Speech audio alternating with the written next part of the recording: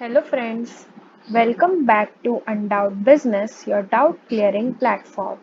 तो फ्रेंड्स आज के इस वीडियो में हम लोग क्लास 12th का एक नया चैप्टर शुरू करने वाले हैं जिसका नाम है फाइनेंशियल मार्केट्स। तो इस चैप्टर को आज हम शुरू करने वाले हैं और सबसे पहला टॉपिक जो हम लोग पढ़ने वाले हैं वो ये पढ़ने वाले हैं कि फाइनेंशियल मार्केट्स होते क्या है। देखो, अगर हम इसको दो वर्ड्स में देखते हैं, ठीक है। एक क्या है फाइनेंशियल और दूसरा क्या है मार्केट। अब देखो, हमको पता है कि मार्केट क्या होता है, ठीक है, जहाँ पे क्या होते हैं गुड्स एंड सर्विसेज का बाय एंड सेल होता है, ठीक है, खरीदना और बेचना ऑफ गुड्स एंड सर्विसेज, इसको हम क्या कहेंगे, मार्केट कहेंगे, ठीक है। और फाइनेंशियल हमें पता है कि फाइनेंशियल का मतलब क्या होता है, मनी रिलेटेड, ठीक है, मनी रिलेटेड। तो अब हम देखते हैं कि फाइनेंशियल मार्केट क्या होता है। फाइनेंशियल मार्केट, चलो इसको हम पढ़ते हैं और पूरा समझते हैं। चलिए देखो, फाइनेंशियल मार्केट क्या होता है। फाइनेंशियल मार्केट, सबसे पहले देखो यहाँ पे लिखा हुआ है कि financial market is a market for the creation and exchange of financial assets, ठीक है। यहाँ पे क्या होता है, जैसे किसी मार्केट में गुड्स एंड सर्विसेज को बाय एंड सेल करते हैं, वैसे ही फाइनेंशियल मार्केट में क्या होता है, फाइनेंशियल असेट्स का क्रिएशन होता है, मतलब उनको बनाया जाता है, फाइनेंशियल असेट्स को उसको क्रिएट किया जाता है, ठीक है, और उसका एक्सचेंज होता है। एक्सचेंज का मतलब होता है बाय एंड सेल, ठीक है। जो फाइनेंशियल असेट्स होते हैं, जो फाइनेंशियल असेट्स होते हैं उनका क्रिएशन होता है, उनका क्रिएशन होता है और उनका एक्सचेंज होता है, उनका एक्सचेंज होता है। एक्सचेंज का मतलब होता है buy and sell, buy and sell, B and S, ठीक है। तो यहाँ पे तो ये बात क्लियर हो गई कि ऐसा मार्केट जहाँ पे फाइनेंशियल असेट का क्रिएशन होता है और एक्सचेंज होता है। अब एक क्वेश्चन आता है कि फाइनेंशियल असेट होते क्या हैं, क्या होता है फाइनेंशियल असेट। तो चलिए इसको हम समझते हैं। देखो, फाइनेंशियल असेट एक ऐसी असेट होती है, आई होप आप लोगों को असेट का मतलब तो क्लियर है कि असेट क्या होते हैं, राइट।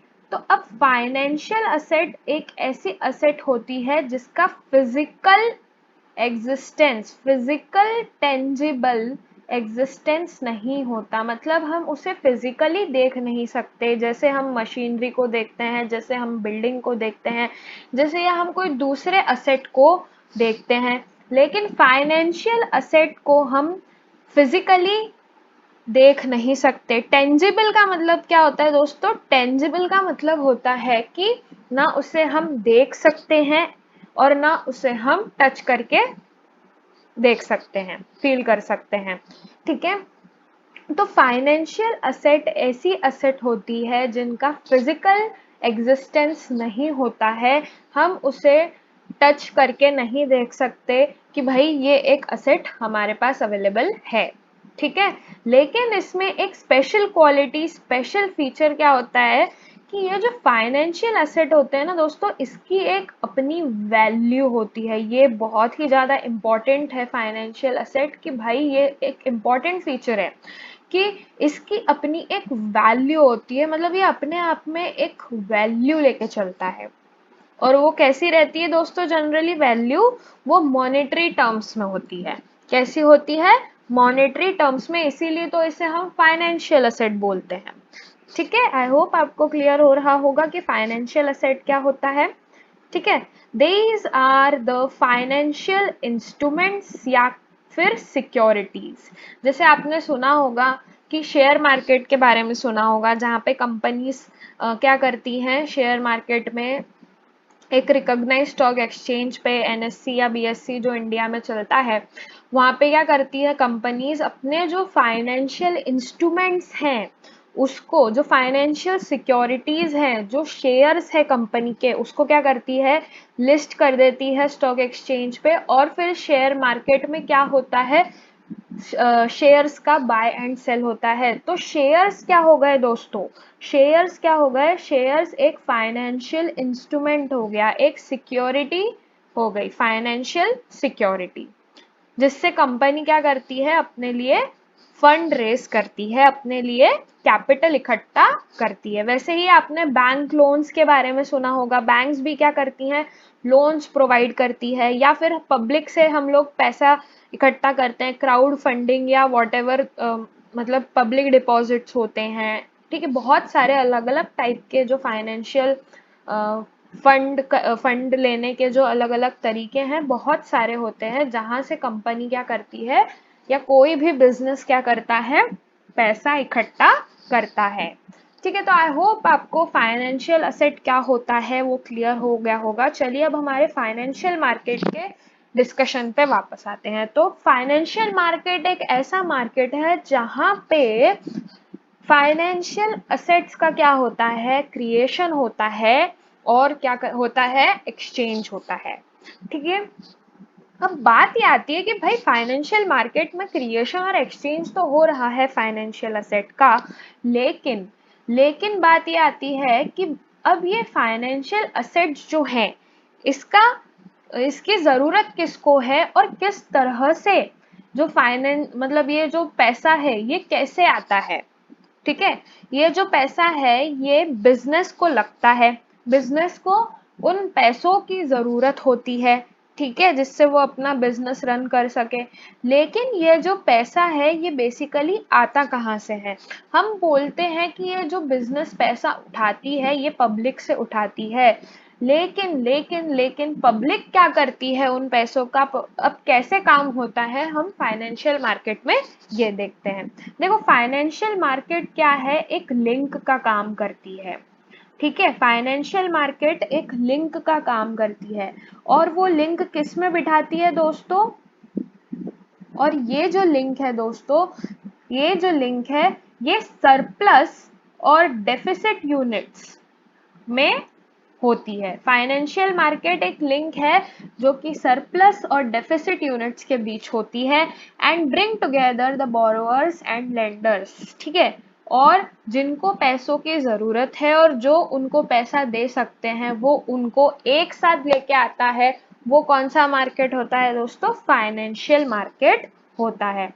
अब यहाँ पे दो नए वर्ड्स आ गए हैं, एक तो है सरप्लस यूनिट और एक है डेफिसिट यूनिट।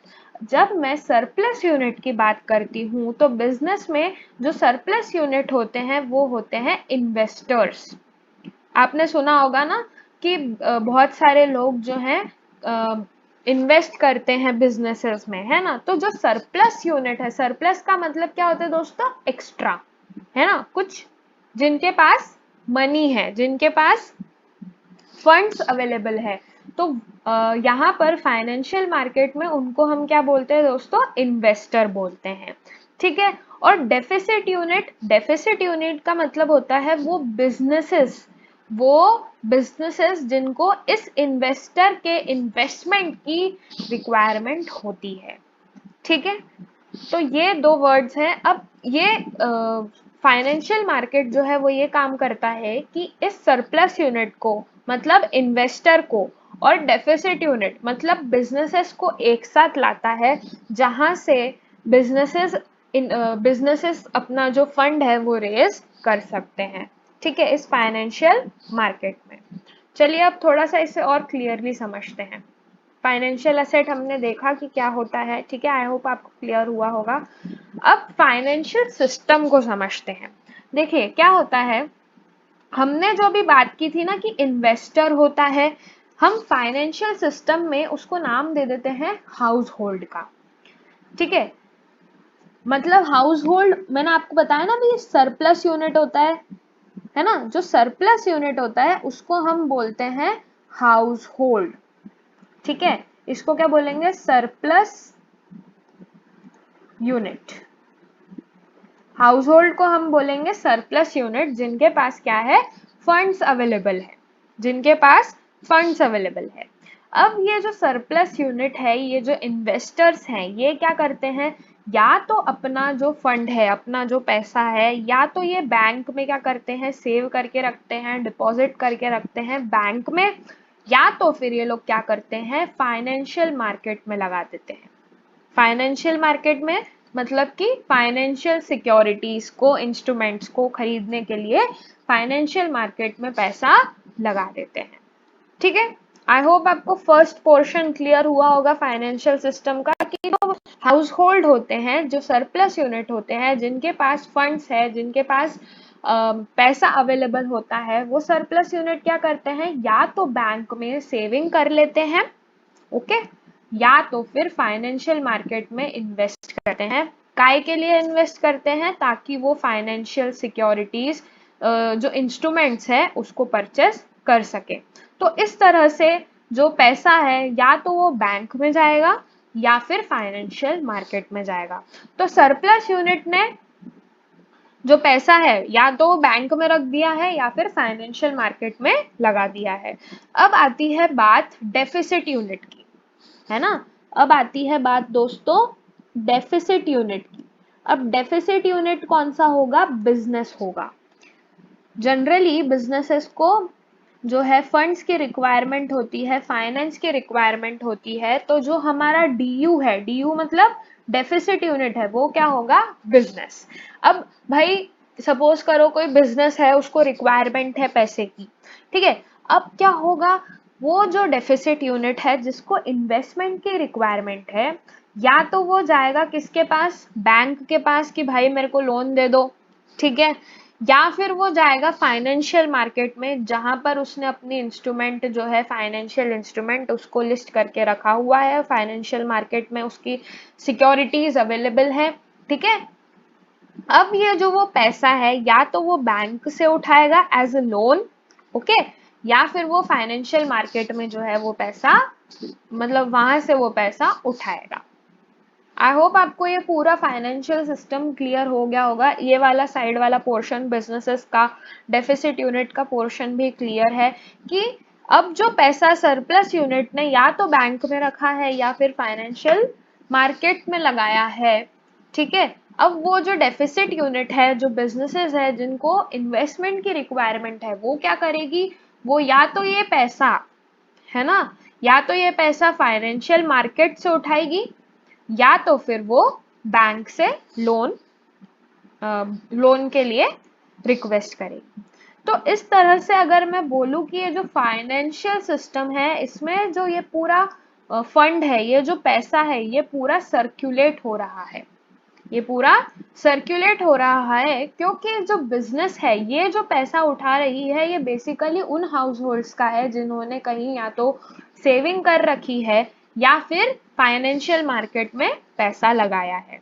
तो मैं अगर बात करूं कि फाइनेंशियल सिस्टम में जो हमारा पैसा है, जो फाइनेंस है, वो क्या हो रहा है, पूरा सर्कुलेट हो रहा है, उसका पूरा सर्कुलेशन चलता है, ठीक है। तो फाइनेंशियल मार्केट एक ऐसी जगह है जहां पर फाइनेंशियल असेट जिसका कोई फिजिकल एग्जिस्टेंस नहीं होता है, और पर लेकिन उसकी अपनी एक वैल्यू होती है, जहां पर उन फाइनेंशियल असेट्स का, सिक्योरिटीज का, इंस्ट्रूमेंट्स का क्या होता है, क्रिएशन होता है और उसका एक्सचेंज होता है, उसे हम कहेंगे फाइनेंशियल मार्केट।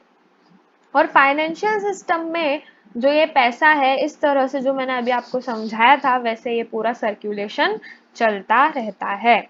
तो इस तरह से जो सरप्लस यूनिट है और डेफिसिट यूनिट है, जो बिजनेस है, जो हाउस होल्ड है, उनका ऐसा पूरा फाइनेंशियल सिस्टम में बैलेंस चलता है। आई होप आपको क्लियर हो गए होंगे। हमने फाइनेंशियल असेट के बारे में पढ़ा, हमने फाइनेंशियल मार्केट के बारे में पढ़ा, ठीक है, और हमने पूरा फाइनेंशियल सिस्टम भी समझा। अगर आपको कोई भी डाउट आता है तो प्लीज मुझे कमेंट बॉक्स में बताइएगा, वीडियो कैसा लगा ये भी बताइएगा, कोई भी क्वेरीज है तो प्लीज मुझे बताइएगा, और ऐसे अच्छे अच्छे वीडियोस के लिए हमारे चैनल अंडर बिजनेस को सब्सक्राइब करना ना भूलिएगा। Thanks for watching.